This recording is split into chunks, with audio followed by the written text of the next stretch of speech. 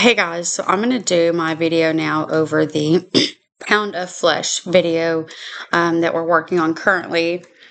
I watched the whole thing, and whenever the words popped up first in the video and said that the system, or the state of Massachusetts is trying to offer inmates a time reduction off their sentence of just 2 months to a year to donate their organs, kind of blew my mind. Simply because, how did they? My first question that popped up in my head is, how do they base the time? So you get 2 months off for what? Donating a kidney? Do you get a year off for donating, a liver? How do they base your time off your sentence off of an organ? That was the biggest thing that kind of struck me because, you've got your livers, kidneys, gallbladder, all these little weird organs inside your body that you can donate. But to me, donating and saving someone's life is not different, from one organ to the other. So why do some inmates only get 2 months off? Some can get 12 months. That doesn't make any sense to me. Honestly, I don't think that's fair. The whole being able to donate your organs for a time reduction, honestly, I don't think should be legal. Because kind of like the gentleman said in the video, it kind of dehumanizes these people that are in prison. They already have to work for the system. Granted, while they're in prison and they're working, that right there is a way to get time reduced off your sentence as well for good behavior. And so I don't think that donating your organs would be the right thing to do. The next question that I had that popped up in my noggin as I was going over this was, okay, so these guys get cut open. They have an organ taken out.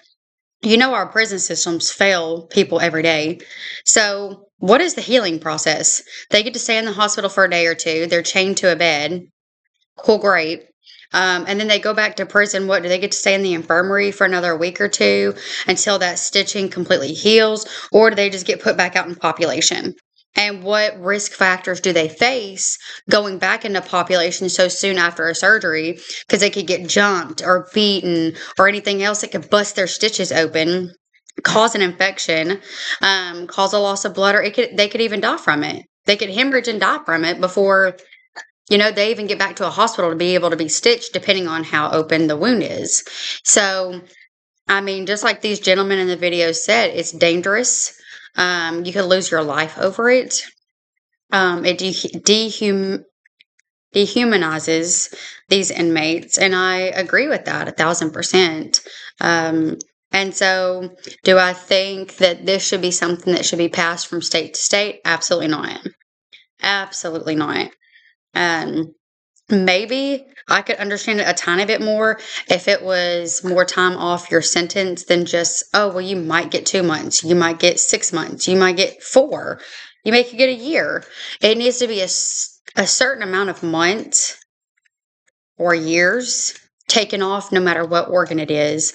But then you run the risk of, okay, well, what if it's people that have committed some serious crimes that need to be in prison, and they want to donate their organs? What about the people that are in there serving life? How does that work for them? Do you get 2 months taken off of your life sentence? It doesn't even make sense. And so I don't agree with this whole process. I think it does reflect pretty poorly on our justice system and what they're willing to do to inmates. If this is something that is optional or not, if it's something that they make them do that's stripping them of their rights completely, which was mentioned in the video also. So there's a lot of questions that just keep circulating, and I'm just none of this sounds like a good idea. But the biggest thing I want to know about is, how do they base the time off their sentence? Do they do that based off what organ they donate? And what would be the recovery process for these guys before they just get tossed back into population? So you guys let me know in the comments what y'all think. Thanks, guys.